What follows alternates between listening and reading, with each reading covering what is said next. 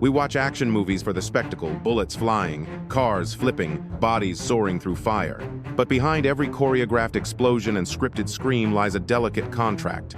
We, the audience, agree to believe what's on screen is fake, safe, controlled. But what if that agreement is broken? Some films shattered that illusion intentionally or by accident. A stunt goes wrong. A prop looks too real. A scene feels like a crime caught on tape. Suddenly, the boundary between fiction and reality blurs. And we're no longer just watching a movie, we're witnessing something we were never supposed to see. In these rare cases, realism becomes a liability. Viewers report scenes to the police. Journalists investigate. Censors intervene. Sometimes even the actors themselves aren't sure where the performance ends and real danger begins. And in at least one case, the director was arrested for murder. These aren't just movies that went too far, they're movies that stopped pretending. Whether it's a gunfight filmed in the middle of a real neighborhood, a scream that wasn't in the script, or footage mistaken for actual war crimes, each of these films left audiences shaken, questioning everything they thought they knew about what was just a movie. So tonight, we're not counting down explosions or body counts. We're counting down the moments cinema crossed into reality and no one knew how to look away. Let's begin with a broadcast that had the Pentagon on edge. Fakt 1 Nightsiege, Project UFO, 1978. Originally intended as harmless television fiction, Night Siege aired like any other made-for-TV alien mystery. But within hours of its first broadcast, local newsrooms, emergency lines, and even military offices were flooded with one urgent question. Was that real? The film depicted a fictional military response to a UFO sighting, but its execution was chillingly precise. Military formations were choreographed to mirror real tactics. Jargon used by the actors sounded like authentic radio chatter. The locations, the lighting, the camera angles, it all mimicked real declassified incident footage a little too well. Viewers were convinced they had stumbled upon leaked government tape aired by mistake. The panic was so widespread that several viewers submitted official Freedom of Information Act requests, demanding clarity on whether Night Siege had exposed something classified. What made the film so convincing wasn't just production value, it was the restraint. There were no dramatic orchestral swells or theatrical alien designs. Just clinical, procedural, military realism unfolding minute by minute. It felt like evidence. The filmmakers denied any ties to government materials, but the Department of Defense still issued a brief statement clarifying the movie was fictional. Yet, the damage was done. In the public's eye, Night Siege had cracked open something no one was meant to see. And it wouldn't be the last time a film crossed from fiction into unsettling familiarity. Fact 2. The Final Sanction, 1990. At first glance, The Final Sanction is a relic of Cold War-era B-movie absurdity, a low-budget clash between two super soldiers meant to decide the fate of the world. But for a film made with limited resources, it somehow managed to look too real for comfort. The shootout scenes were filmed with unnerving attention to detail. Muzzle flashes didn't look like Hollywood pyrotechnics, they sparked with the sharp violence of real firearms. The actors' posture, breathing, and tactical maneuvers mimicked genuine military form, down to the way they reloaded and cleared corners. Sound design, too, traded stylized gunfire for raw audio that echoed like actual combat footage. Speculation followed quickly. Viewers questioned whether some scenes had been augmented with authentic military stock footage. Close analysis revealed abrupt shifts in lighting, camera grain, and movement fluidity, suggesting that certain shots didn't match the rest of the film. One sniper sequence, in particular, gained notoriety online years later. Stripped of context, it circulated as alleged war footage. It took military analysts to disprove the claim and link it back to The Final Sanction. At first glance, The Final Sanction is a relic of Cold War-era B-movie absurdity, a low-budget clash between two super soldiers meant to decide the fate of the world. But for a film made with limited resources, it somehow managed to look too real for comfort. Speculation followed quickly. Viewers questioned whether some scenes had been augmented with authentic military stock footage. Close analysis revealed abrupt shifts in lighting, camera grain, and movement fluidity, suggesting that certain shots didn't match the rest of the film. Whether by coincidence or calculation, The Final Sanction achieved something few action films ever do. It made viewers question whether they were watching fiction or a replay of classified operations. Fact 3. Stone Cold, 1991. Loud, brash, and soaked in leather and gunpowder, Stone Cold was never meant to be subtle. But in one brutal interrogation sequence, the line between fiction and actual harm disappeared and stayed in the film. The scene involved the lead character being restrained and tortured for information.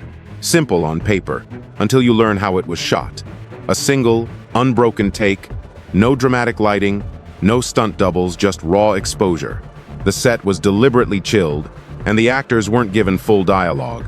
The plan was to let discomfort shape the performance. Brian Bosworth, the film's star, didn't expect the pain to be so real. The restraints were authentic. The aggression from his co-star, who had been told to go full method, became nearly unhinged. Midway through filming, Bosworth dislocated his shoulder, screamed in pain, and the camera didn't stop. That scream ended up in the final cut. The anguish on his face wasn't method acting. It was a man in physical distress, trapped in a scene that had lost its direction. The production insisted the moment was controlled realism. But insiders hinted that no one really knew where the threshold was until it was already crossed. In a movie filled with explosions and over-the-top violence, the most shocking moment was a man in a chair, hurting for real. The next film on this list took realism even further by capturing a fall that no one planned for. Fact 4, Deadly Outbreak, 1995. By the mid-90 seconds, the formula for straight-to-video action films was predictable. Explosions, terrorists, a lone hero. Deadly Outbreak followed the script until one rooftop chase ended in a moment of terrifying authenticity. During a tense sequence, a stuntman was supposed to jump from a high walkway onto a mobile scaffold. Rehearsals had gone smoothly, but when the cameras rolled, the rig malfunctioned. His foot slipped, and instead of landing clean, he slammed shoulder first into the platform edge and collapsed awkwardly. The reaction was immediate groans, stunned silence. The cameras caught everything. And then, to everyone's surprise, the director kept the footage. Not only did they use the shot in the final film, but they also featured it in the trailer. The studio made no mention of the injury. And for years, viewers debated whether the brutal impact had been a visual effect or something far more serious. It wasn't a stunt gone right, it was an accident turned into a performance. The stuntman survived with broken ribs and a dislocated hip. But the audience only saw a man fall and wince in pain without knowing they had just witnessed an actual injury, sold as scripted drama. The line between performance and misfortune blurred again, and the camera never flinched. Up next is a film that might have gone even further, by stepping straight into the middle of real conflict. Fact 5. McBain, 1991. Christopher Walken plays a rogue soldier who leads an uprising in South America. It sounds like standard 90 seconds action pulp. But McBain didn't just imitate war, it wandered into its shadow. Set in a fictionalized Colombia, the film's battle scenes looked more like war zone coverage than studio choreography. Gunfire echoed with unfamiliar sharpness. Camera angles mimicked real battlefield footage, and extras moved with the urgency of civilians rather than actors. That's because some of them may have been civilians. Rumors surfaced that McBain had filmed portions of its battle scenes in regions experiencing real unrest. Documents later revealed the production operated in unstable zones with minimal crew and reportedly paid local men to act as soldiers with cash, no contracts, and no safety oversight. The most disturbing footage involved a village scene where homes burned and people fled through smoke. A Colombian journalist claimed the scene bore striking resemblance to an actual raid that took place during filming. The filmmakers denied any such coincidence. Walken himself would later say in an interview, "It felt real sometimes, too real. There were moments I wasn't sure if the people watching us were extras or not. If McBain wasn't borrowing from reality, it was certainly standing far too close to it." And the next film proved that even without crossing borders, the chaos of war could still unfold right in the middle of a public park. Fact 6. The Park is Mine, 1986. It started as fiction, one man taking over New York's Central Park in protest of how veterans are treated. But during production, that fiction collided head-on with reality.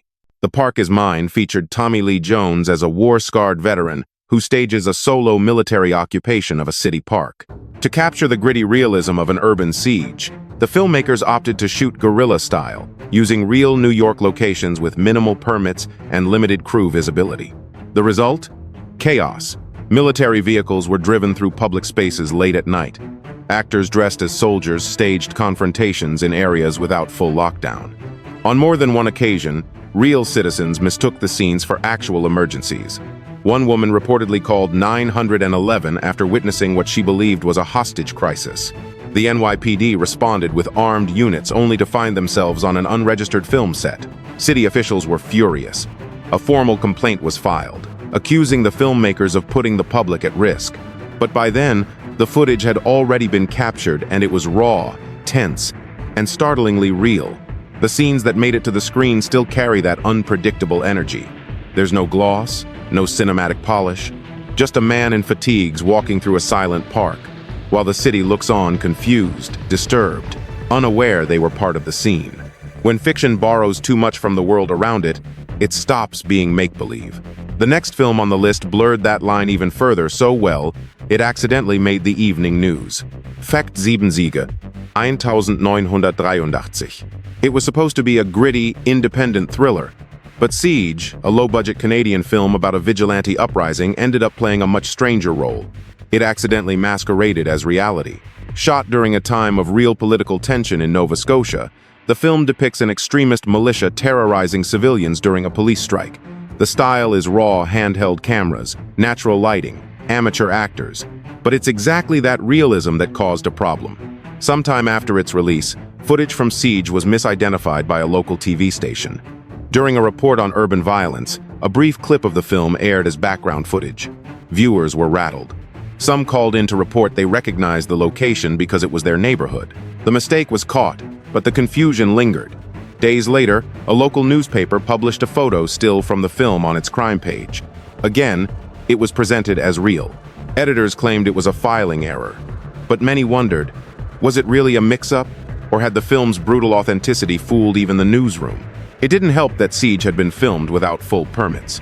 Several scenes took place in real apartment buildings, sometimes with residents unaware that a movie was being shot outside their doors. What started as a fictional narrative about societal collapse ended up infiltrating the very systems meant to report on reality. When cinema becomes indistinguishable from breaking news, who gets to say what's fiction? The next film didn't just look like suffering, it was practically a cry for help. Fakt 8, Combat Shock, 1984. There are films that depict trauma, and then there's combat shock. Gritty, bleak, and merciless. It offered a vision of post-war America so unfiltered that many believed it was documenting a real-life unraveling. Directed by Buddy Giovinazzo and starring his brother Ricky, the film follows a broken Vietnam veteran trying to survive in a world that has nothing left for him. Shot on real, decaying streets in Staten Island, the locations weren't dressed, they were found. Garbage-strewn alleys, burned-out tenements, actual heroin users wandering into the frame.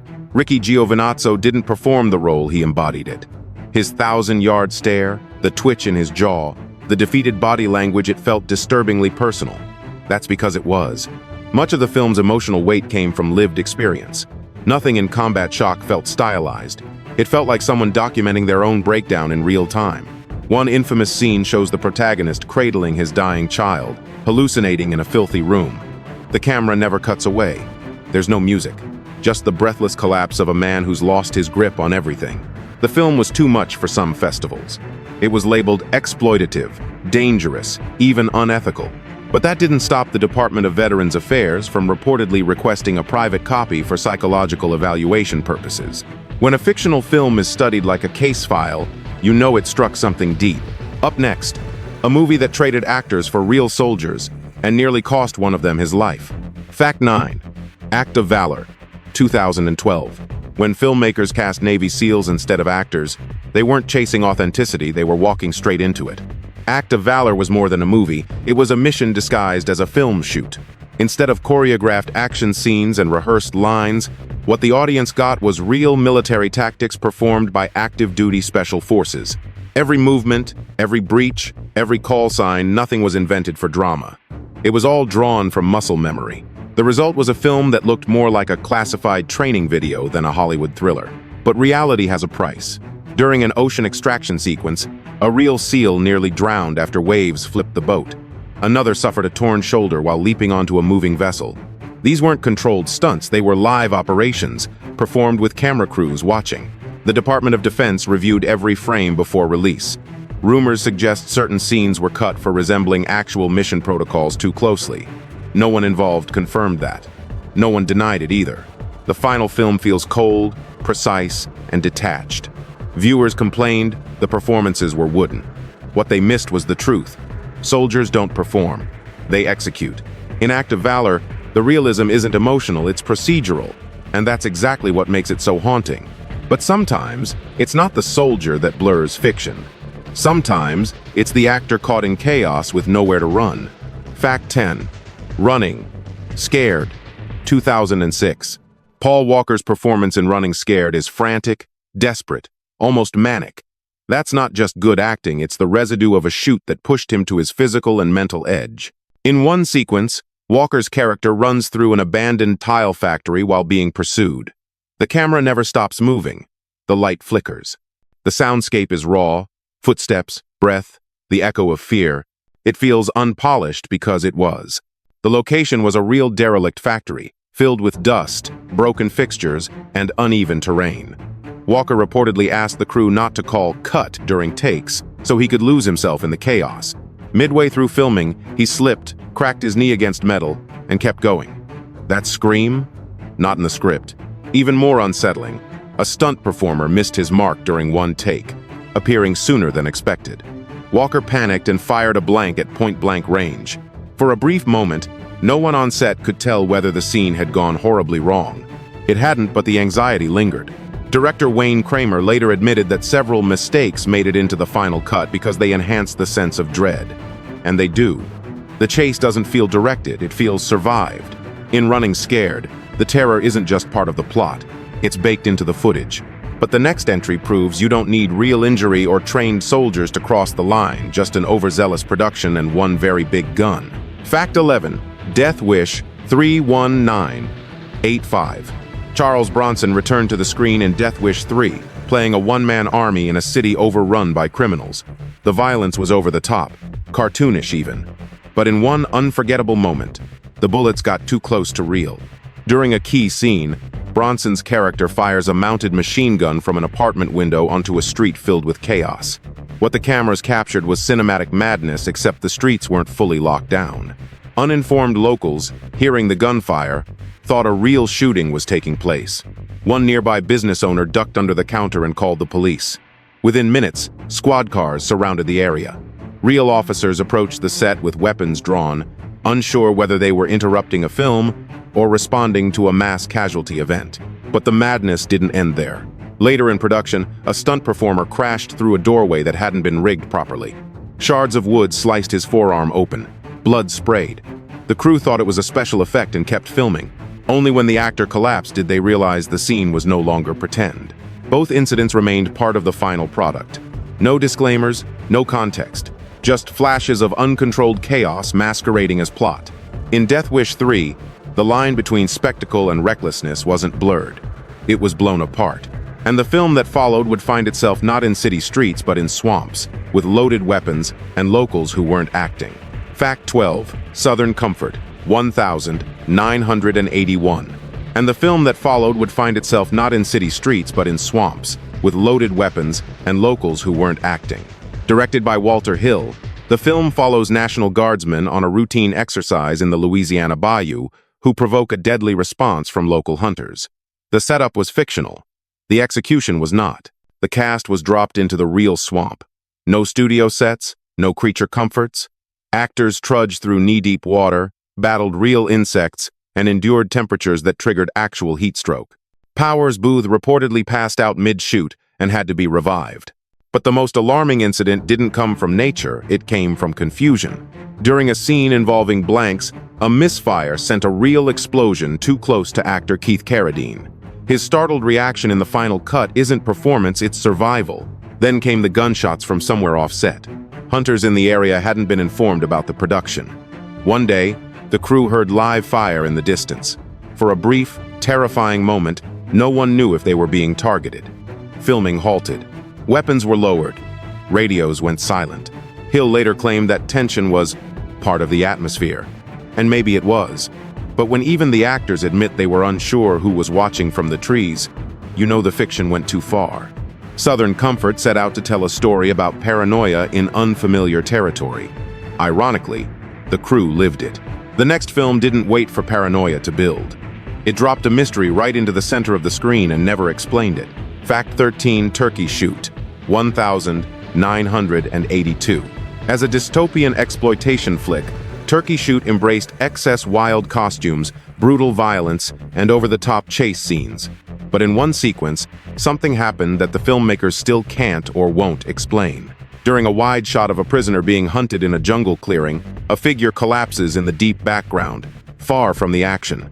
No reaction, no dialogue, no follow-up. Years later, eagle-eyed viewers zoomed in and began asking questions. The silhouette didn't appear to be part of the planned choreography. Some swore it wasn't an actor. Others speculated it was a wild animal shot during filming. A few believed it was an actual accident caught on camera and never acknowledged. The director dismissed it as a lighting trick, but one former crew member claimed off-record that they had no idea who or what was in that take. Conspiracy forums lit up.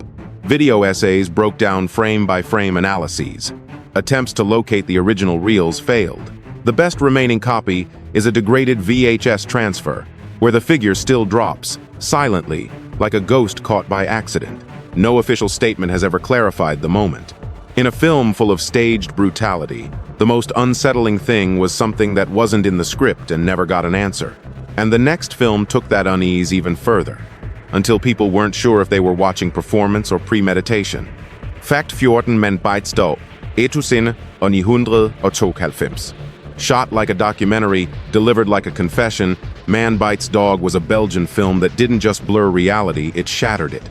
Presented as a black and white mockumentary, the film follows a charming, articulate serial killer as he guides a documentary crew through his daily life and his murders. But as the story unfolds, the camera crew goes from passive observers to willing accomplices. The violence is explicit. Victims beg, children scream, and the lens never looks away. Audiences at Cannes were stunned. Some walked out. Others demanded to know if what they had just witnessed was real. Rumors spread that the filmmakers had used a real corpse in one scene. The production was forced to release behind-the-scenes photos of the actors alive and well just to prove no one had died. The most horrifying sequence involves the killer and the crew invading a home, committing atrocities in silence. No music, no shaky cam, just calculated cruelty in real time. It didn't feel like a movie. It felt like footage seized from a police investigation. Man Bites Dog was banned in multiple countries. Even when it was allowed to screen, many theaters included disclaimers before the opening credits. The question it raised was simple but chilling. If the viewer keeps watching, even when the violence feels real, are they part of the crime? The final film on this list forced a court to ask that same question because the director wasn't just accused of poor taste. He was accused of murder. Fact 15, Cannibal Holocaust, 1980. There are films that provoke, disturb, even repulse. And then there's Cannibal Holocaust, a film so convincing in its horror, the director was arrested for making it. Released in 1980, the film presents itself as found footage recovered from a doomed documentary crew who vanished in the Amazon. Their footage, played as the film's second act, depicts escalating brutality, ritualistic violence, and a descent into madness. But what made the world stop wasn't the story, it was how real it all looked. The camera never flinched. The actors vanished from public life after the premiere, honoring a marketing gimmick that required them to disappear to enhance the illusion. It worked too well. Italian authorities believed they had stumbled upon a real snuff film. Director Ruggero Deodato was charged with murder. He stood in court, forced to explain his art under oath. The actors had to be located and brought in alive to clear his name. But the horror didn't end there. The animal deaths in the film were real. A turtle is dismembered on camera. A monkey is decapitated. These weren't effects, they were executions. For many, the ethical line wasn't crossed. It was annihilated. The film was banned in over 50 countries.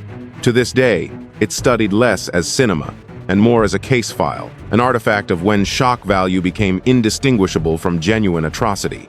Even now, decades later, Cannibal Holocaust lingers like a question no one wants to answer.